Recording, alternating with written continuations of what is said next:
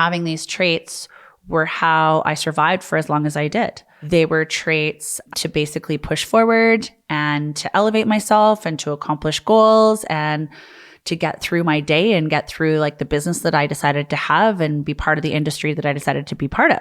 So I guess why I developed these traits. So those traits were things like being very forceful, being very aggressive, being overly assertive, basically not having the compassion and the empathy in particular moments of seeing someone else's vulnerability that I didn't feel were real. Like, for example, I didn't allow myself to feel injuries or pain emotionally, mentally, or physically because I thought as a martial artist, like you shouldn't cry when you're fighting. You shouldn't cry when you're hurt. You shouldn't have hurt feelings. You should be more resilient. Self-awareness and being called out on traits that you would be calling toxic masculinity.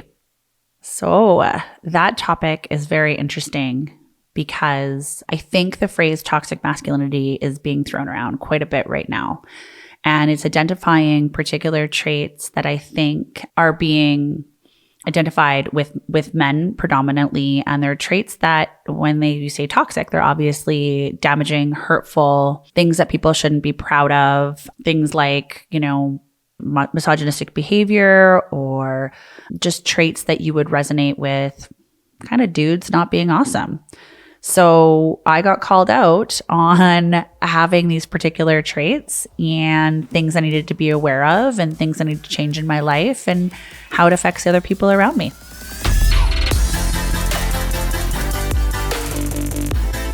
Welcome to Beyond the Black Belts. I'm Maeghen Cotterill and I'm the owner of 5 Elements Martial Arts in Calgary, Alberta.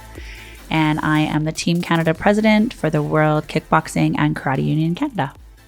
So today's topic, being called out on having what you would call toxic masculine traits and having the awareness behind it. So when someone told me that these are the traits that I possess and I very strongly have and I project to the world, at first I was really, really, really upset and I was in denial and I didn't feel like someone like me had those kind of traits. And I'd worked so hard to be what I thought was like an empowered, confident woman and a woman that helped other women and a woman that helped men and was changing, my life and my industry by being a girl and fighting for more equality and fighting for more respect and things like that. And so when I was told that I embody something that I had been so angry and hurt seeing in other people, especially other men, it kind of really threw me. I was really hurt. I was really upset. I was really defensive. I super didn't appreciate it. I didn't think it was true. I thought the person was kind of being a jerk.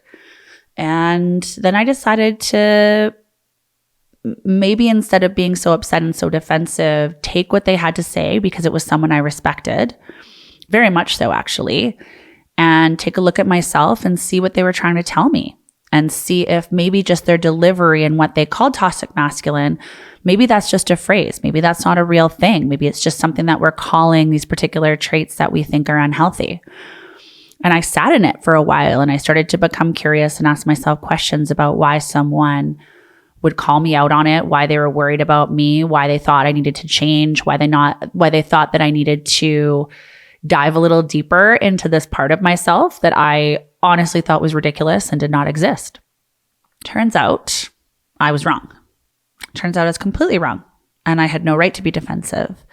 And this was someone that cared about me and cared about my development and cared about the healing journey that I was on for myself and the journey that I was on to discover myself more fully and become more healthy and regulate my nervous system and become a better leader and parent and boss and a better person in my industry in general.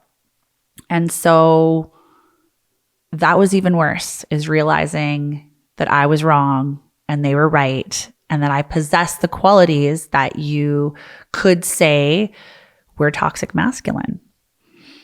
And so I had to kind of accept the fact that this was something that I've had for a really long time. It's something that's affected other people. It's probably not brought out the best in me or the way that I would have wanted to behave. I maybe potentially have hurt people. So the first step was really like the awareness and the acceptance of these traits that I might have possessed.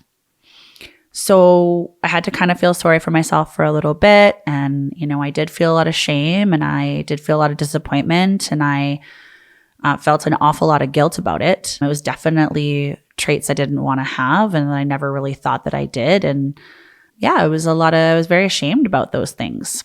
But what that comes to is me wanting to do something about it and trying to discover why I even had those traits in the first place. Like, I thought I was kind of feminine and thought I was pretty empowered as a woman, and kind of possessed something different than that. And I didn't think I was a bad person. And actually, having these traits does not make you a bad person. What I discovered actually was that they were coping mechanisms. Having these traits were how I survived for as long as I did.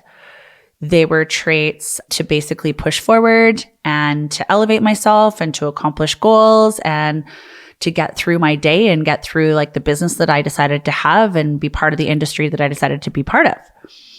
So I guess why I developed these traits. So those traits were things like being very forceful, being very aggressive, being overly assertive, basically not having the compassion and the empathy in particular moments of seeing someone else's vulnerability that I didn't feel were real. Like, for example, I didn't allow myself to feel injuries or pain emotionally, mentally, or physically, because I thought as a martial artist, like, you shouldn't cry when you're fighting. You shouldn't cry when you're hurt. You shouldn't have hurt feelings. You should be more resilient. Like, if you have a concussion, you should learn to be tougher. You should overcome things. Like, you shouldn't take a break. You can make those ridiculous weight classes. You can overtrain. You can do 10 more push-ups. You can eat 700 calories a day. Like, those were things that I was forcing on myself in order to achieve these goals. But what I didn't realize is that I was projecting them as well. And I think that's very dangerous and something that I'm really glad I have awareness over now, so that I have a lot more empathy and a lot more compassion, and I'm much more reasonable and I'm much more fair, and I'm actually kinder to myself. And when you're kinder to yourself and you give yourself more compassion, you can definitely do those things for other people. And I don't think that I projected them as hard on other people as I really did on myself. But that doesn't mean that people around me didn't feel that and didn't feel that kind of abrasive energy. It wasn't a calm energy. It was more of an angry energy. And it was not something I wanted to project out into the world or be part of in general. So I took a deep dive into why I actually did the things that I did. And I did a lot of counseling and therapy and talked to different groups and did ceremonies and consulted with shaman and psychologists and people that had been through similar things to what I've been through. And I read books, and a lot of these traits come out, and it doesn't matter what gender you are, where you are in your life, they come from survival and mostly from childhood.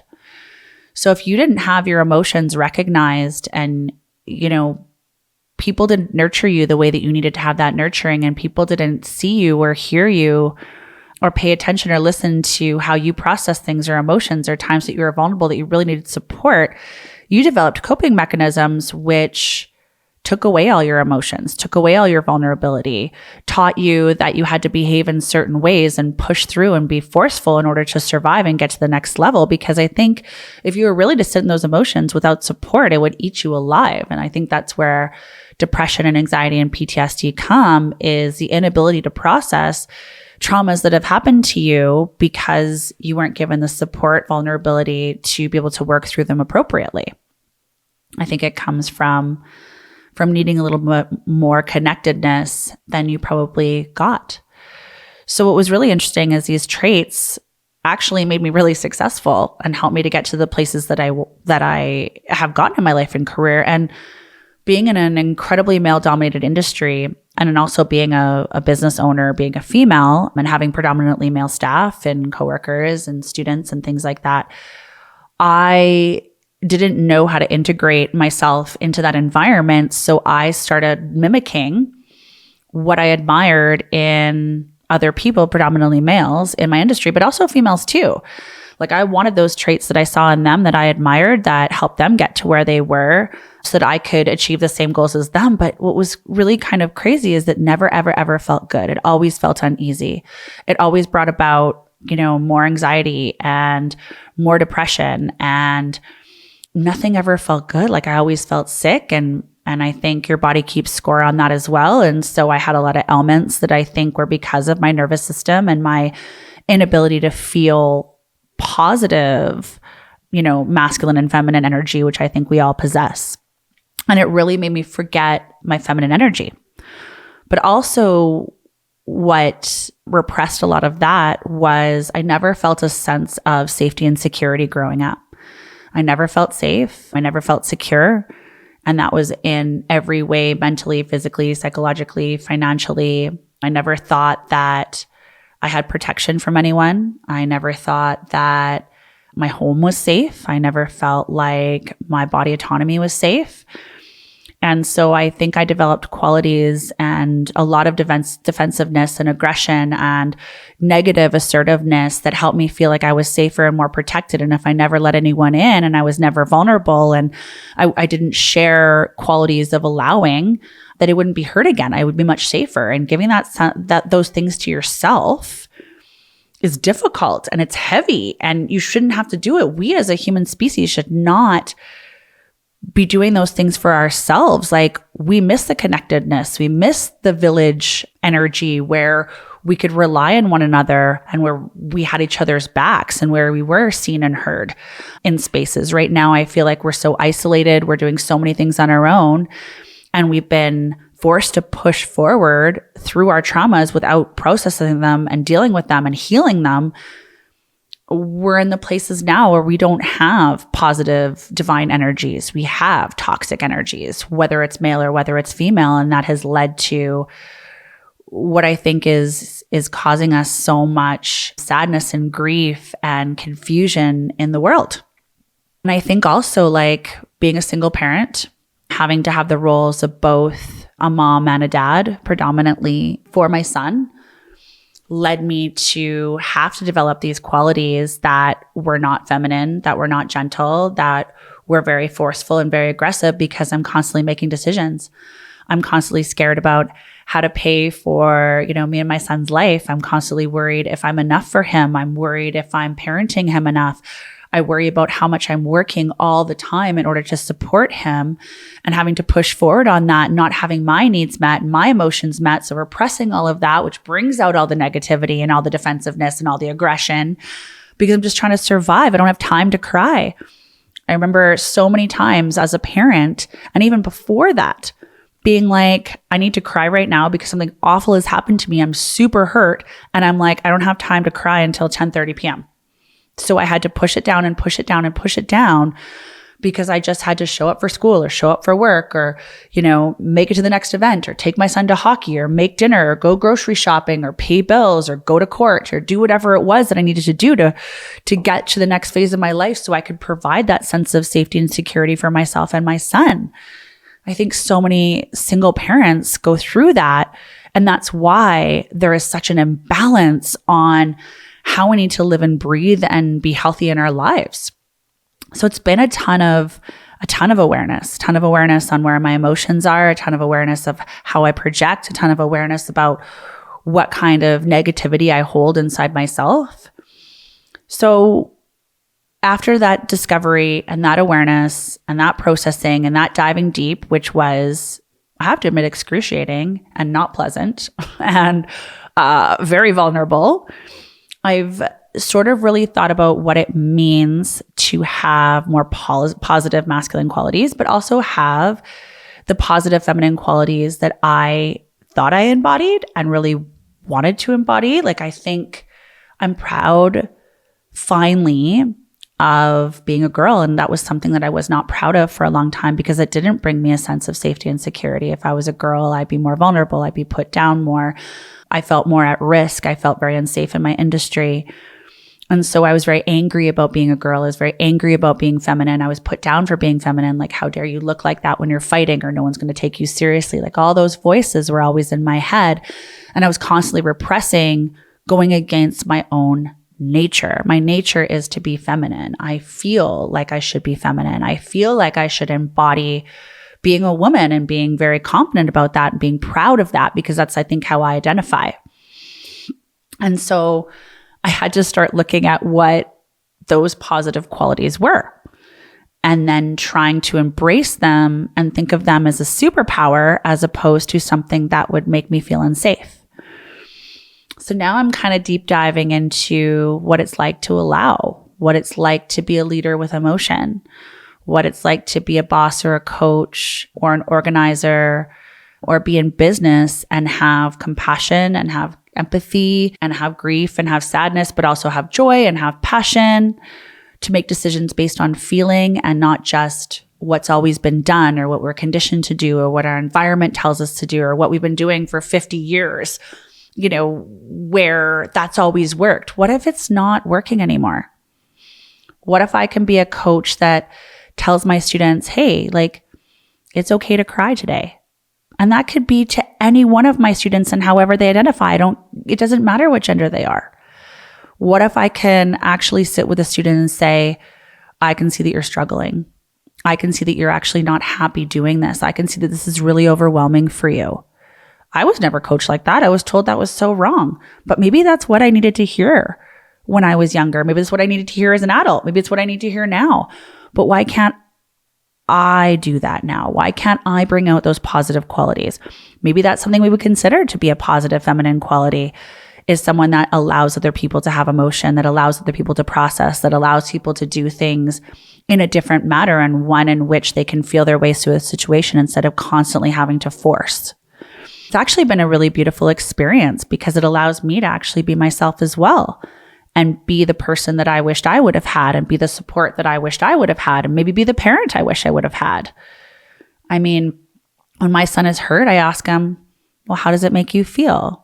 How would you like to deal with the situation? Instead of constantly trying to fix, which I think is actually the negative version of the masculine and feminine energies. I mean, giving people grace is amazing. Letting people feel their feelings is amazing. Let people decide what actually makes them happy and not what you think is going to make them happy is a beautiful thing. And then it's also made me think about what I put out to the world and how that can make other people feel uncomfortable or uneasy. I mean, everybody's looking for a real person and an honest person and someone that's very authentic. Well, I'm only starting to wear color now because I always thought I had to wear very particular types of clothing or a lot of black because that's how I was going to be taken seriously and that's how I was going to be professional and that's what I wanted to have people judge me on. Now I feel like maybe just sitting in my positive energies and maybe my positive feminine energy is maybe I just get to bring my experience to the table. Maybe I just get to bring my education to the table. Maybe I get to bring my story in a positive way to the table. Maybe I just get to express myself how I authentically feel and not what I think they want to hear. Maybe I want to wear pink that day because it makes me feel whimsical and happy and full of joy and it brings me some sunshine, even if I might not think that it's as powerful looking as maybe my black power suit. It's been really fun kind of diving into how things could feel and how things could be different and what makes me feel more free and what maybe gives other people permission to feel free and feel like themselves and express themselves and actually share their real opinions. People pleasing and forcing and all of the toxic energies on both sides, because I think toxic feminine or what we consider toxic feminine traits is the people pleasing, is the self-abandoning, is the not sharing your real opinion on things or trying to project what you think is going to get you accepted. So I've just kind of really done a really big deep dive into multiple toxic qualities and the fact that I don't want to live like that anymore and I don't want to feel like that anymore. And I think the biggest expansion I can have now is to sit into what feels good for me and what feels positive for me, what feels authentic for me. And I think that's what they call divine feminine and divine masculine energy and finding the balance in both. Hopefully you can find the balance in both and dig deep into who you are and what makes you tick and what makes you happy and what brings you joy and what helps you feel free.